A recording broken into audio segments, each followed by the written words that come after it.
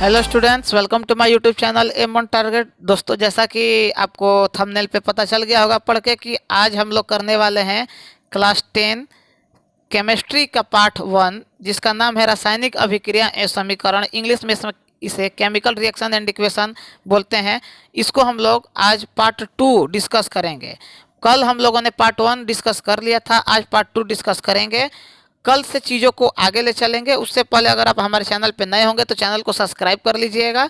और जैसा कि आपकी जानकारी के लिए हम बता दें कि हमारे इस चैनल पर क्लास 9 से लेकर क्लास 12 तक की पढ़ाई बिल्कुल मुफ्त में कराई जाती है। ओके, तो ज़्यादा से ज़्यादा लिंक को शेयर कर दीजिएगा ताकि जो लड़के किसी कारणवश पढ़ाई नहीं कर पा रहे हैं वो भी हमारे चैनल के माध्यम से पढ़ाई कर पाएँ। और साथ ही फेसबुक और टेलीग्राम ग्रुप को ज्वाइन कर लीजिएगा। सारे इन्फॉर्मेशन परीक्षा से संबंधित आपको यहीं पे मिलेंगे। ओके, आइए कल से हम लोग आगे बढ़ते हैं। कल हम लोगों ने द्विविस्थापन अभिक्रिया तक पढ़ लिया था, यानी डबल डिस्प्लेसमेंट रिएक्शन। आज हम लोगों को उपचयन और अपचयन यानी ऑक्सीडेशन एंड रिडक्शन के बारे में पढ़ना है। चलिए देखते हैं उस चीज़ों को आगे के। कॉपर चूर्ण की सतह पर कॉपर ऑक्साइड की काली परत चढ़ जाती है। यह काला पदार्थ क्यों बना?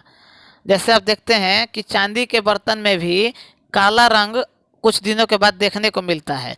जो हमारी माता या बहनें छायगल पहनती हैं, बिछिया पहनती हैं, वो भी कुछ दिनों के बाद काला हो जाता है। उसका कारण क्या है कि यह कॉपर ऑक्साइड कॉपर में ऑक्सीजन के योग से बना है।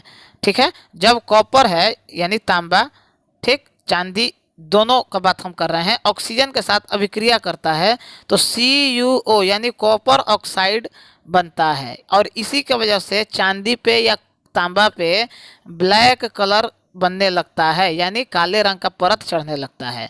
यदि इस गर्म पदार्थ के ऊपर हाइड्रोजन गैस प्रवाहित किया जाए तो सतह काली भरता भूरे रंग की हो जाती है, क्योंकि इस स्थिति में विपरीत अभिक्रिया संपन्न होती है तथा कॉपर प्राप्त होता है। ठीक, जैसे कॉपर CuO है। ठीक, अब इस पे हम हाइड्रोजन गैस का प्रवाह करते हैं तो ये Cu अलग हो जाएगा और H2O अलग हो जाएगा। मतलब Cu यानी कॉपर को अलग करके H2O अलग अपना ग्रुप बना लेगा। समझ में आया? फिर से हम बता रहे हैं कि कोई भी चीज़ चांदी हो या कॉपर हो, वो कुछ दिन के बाद काला इसलिए पड़ने लगता है क्योंकि वो ऑक्सीजन के साथ अभिक्रिया करता है। और उस चीज़ को अगर हटाना है तो हम हाइड्रोजन का गैस जो है उसको प्रवाह करते हैं।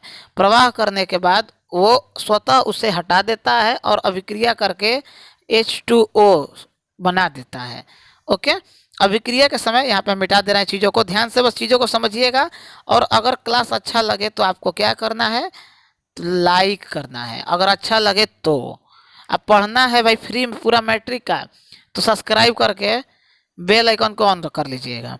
आइए, अभिक्रिया के समय जब पदार्थ किसी ऑक्सीजन में वृद्धि होती है तो कहते हैं कि उसका अपचयन हुआ है, यानी ऑक्सीडेशन हुआ है। तथा अभिक्रिया में किसी पदार्थ में ऑक्सीजन का ह्रास होता है, यानी ऑक्सीजन की कमी होती है, तो इसका अपचयन हुआ है, ये कहते हैं। ठीक, इस लाइन को अच्छे से आप लोग ध्यान से समझ जाइएगा। मतलब जब ऑक्सीजन की वृद्धि होती है तो अपचयन यानी ऑक्सीडेशन, और जब ऑक्सीजन की ह्रास होता है मतलब ऑक्सीजन की कमी होती है तो उसे बोलते हैं अपचयन यानी रिडक्शन।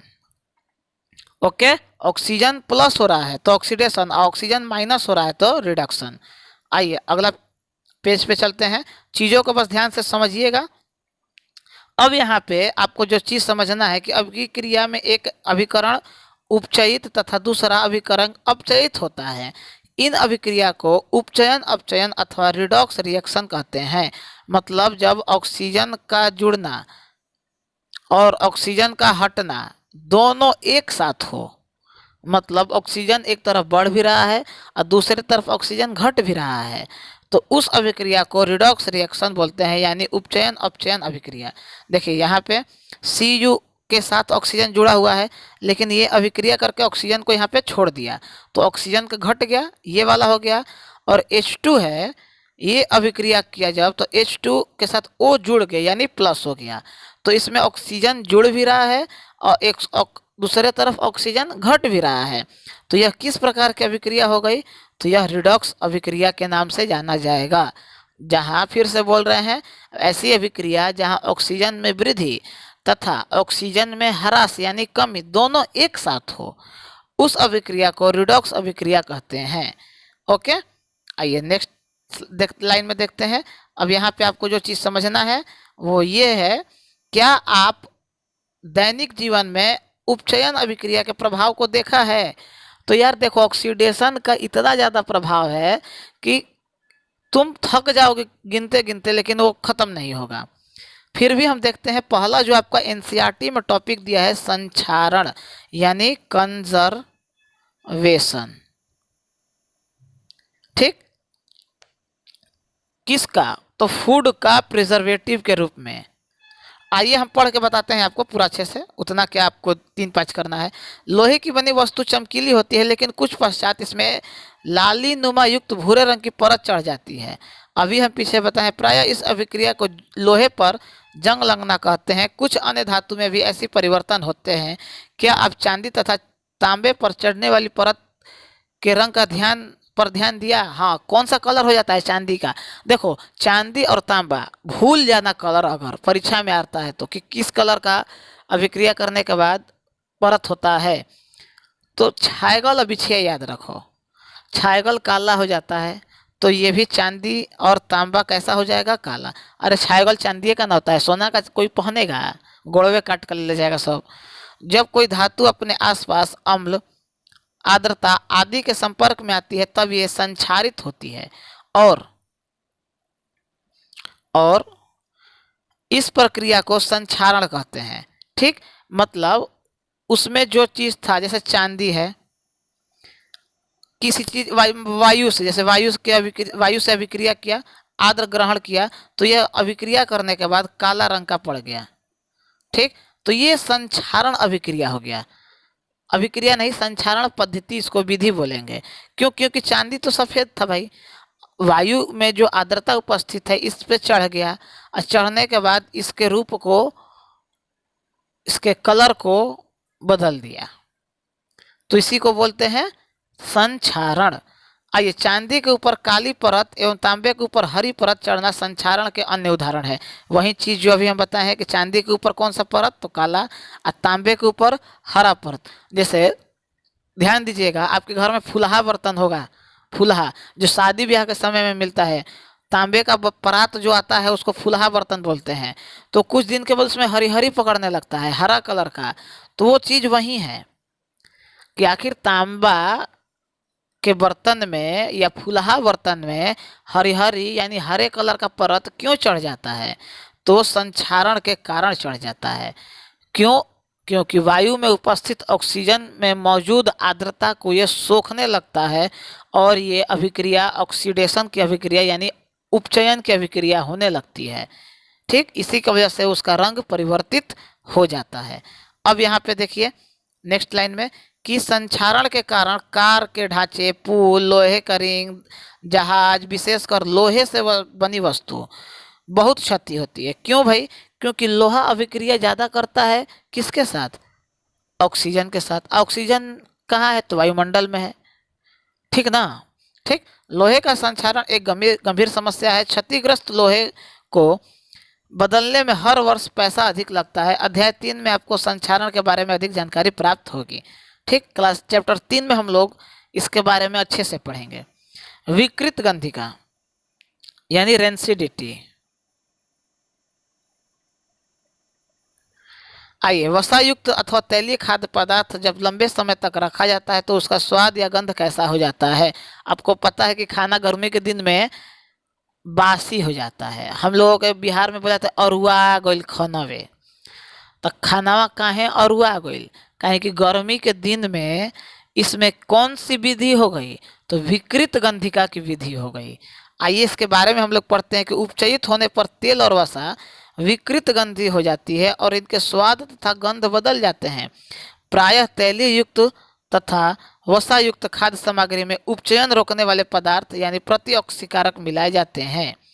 वायुरोधी बर्तन में खाद्य सामग्री रखने से उपचयन की गति धीमी हो जाती है।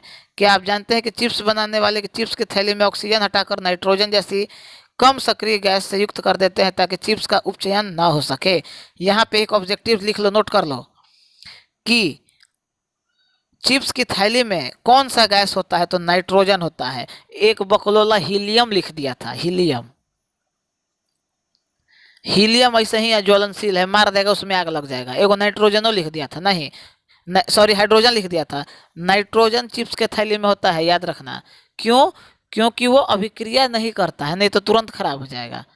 आओ आगे देखते हैं, प्रश्न देख लेना है तुम लोगों को, जो चीज़ समझाए हैं वही है। अब ये चैप्टर हम लोगों का खत्म हो गया, लेकिन ये जो हम लोग हर चैप्टर में करते हैं, आपने क्या सीखा इसको हम लोग लाइन बाय लाइन पढ़ेंगे।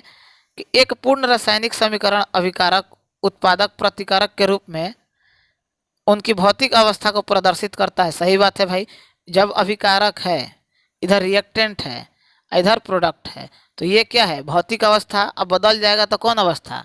रासायनिक अवस्था। और दूसरा का पॉइंट देखते हैं कि रासायनिक समीकरण को संतुलित किया जाता है जिसमें समीकरण में अभिकारक तथा उत्पादित दोनों ही रासायनिक अभिक्रिया में भाग लेने वाले प्रत्येक परमाणु संख्या के समान हो। समीकरण का संतुलन होना आवश्यक है।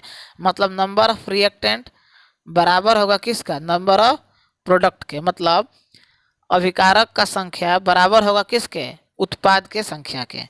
ओके, आइए नेक्स्ट बंद करते हैं कि वियोजन अभिक्रिया यानी डिकम्पोजिशन रिएक्शन विपरीत दिशा होती है। वियोजन अभिक्रिया में एकल पदार्थ वियोजित होकर दो या दो से अधिक पदार्थ होते हैं। मतलब एक बड़ा टूट के छोटा छोटा हो जाएगा। नेक्स्ट पॉइंट, जिन अभिक्रिया में उत्पाद के साथ साथ उष्मा का भी उत्सर्जन होता है उसे उष्माक्षेपी अभिक्रिया कहते हैं। जैसे हम बताए थे कैल्शियम ऑक्साइड और हाइड्रोजन वाला, पार्ट 1 में बताए थे, उसमें उष्मा निकलता है। तो जिस अभिक्रिया में उष्मा निकलता है यानी हीट निकलता है, ठीक, क्या निकलता है? हीट निकलता है, तो वो कौन सा अभिक्रिया हो जाएगा? तो उष्मा क्षेपी अभिक्रिया। आइए, जिन अभिक्रिया में उष्मा का शोषण होता है उसमें उसे बोलते हैं उष्मा शोषी अभिक्रिया। मतलब उष्मा एब्जॉर्ब हो रहा है, ग्रहण किया जा रहा है, मतलब सोख रहा है, तो इसलिए शोषी। फेंक रहा है ज़्यादा तो उष्मा क्षेपी माने फेंकी। ठीक, आइए नेक्स्ट, जब कोई एक तत्व दूसरे तत्व को उसके यौगिक से विस्थापित कर देता है, मतलब बरियार है, मार के हटा दिया। पार्ट 1 जाओ, विस्थापन अभिक्रिया बताए थे एकदम एक एक बेलाइन बेलाइन। तो विस्थापन अभिक्रिया कहते हैं कब? जब बरियार का मार के हटा देगा कमजोरका को। ठीक, द्विविस्थापन अभिक्रिया जब दो अलग अलग परमाणु के समूह को आपस में आदान प्रदान, मतलब दो गो बरियार है आई दो गो कमजोर है, तो एगो बरियार का कमजोरका के साथ, एगो हाई बरियार का हाई कमजोरका के साथ, तो इसी को बोलते हैं डबल डिस्प्लेसमेंट रिएक्शन।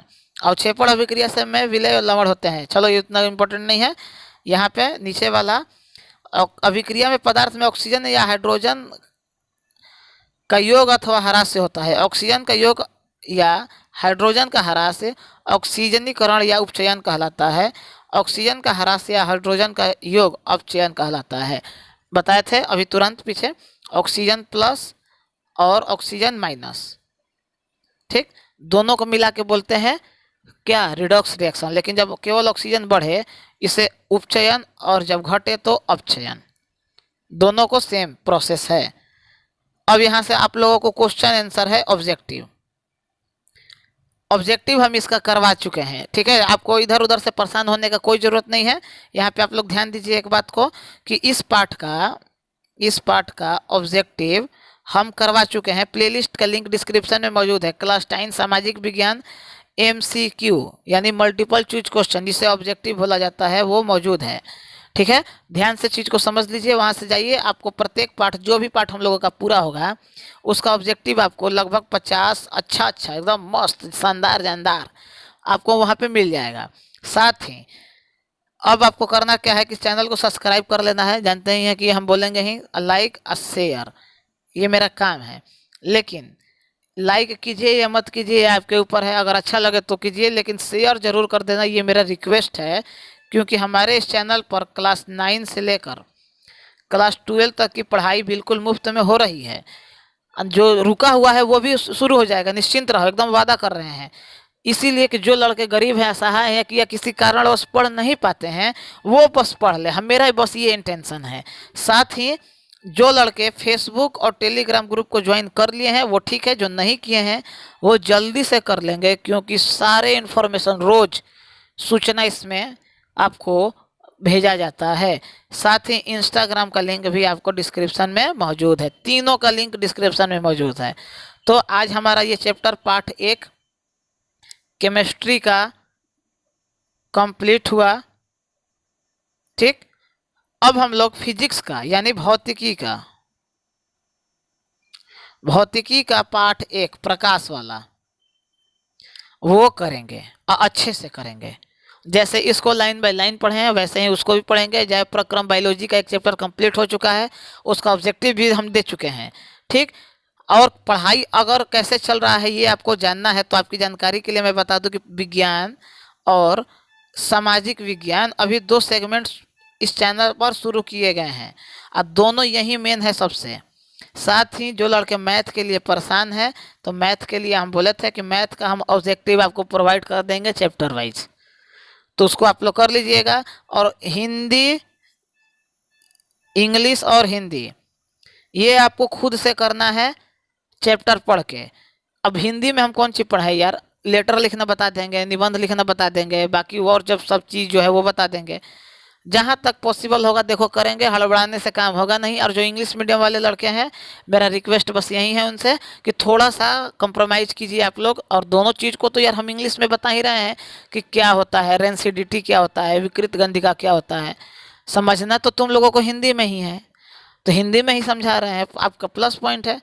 ओके, तो ओके ओके, तो जय हिंद, मिलते हैं नेक्स्ट वीडियो में। तब तक के लिए स्वस्थ रहिए, सुरक्षित रहिए, अब मन से पढ़ाई कीजिए और हमको आशीर्वाद दीजिए। ठीक है, बाकी सब चीज़ अपने आप धीरे धीरे हो जाएगा। तो मिलते हैं नेक्स्ट वीडियो में, तब तक के लिए हमें इजाज़त दीजिए। जय हिंद, जय भारत।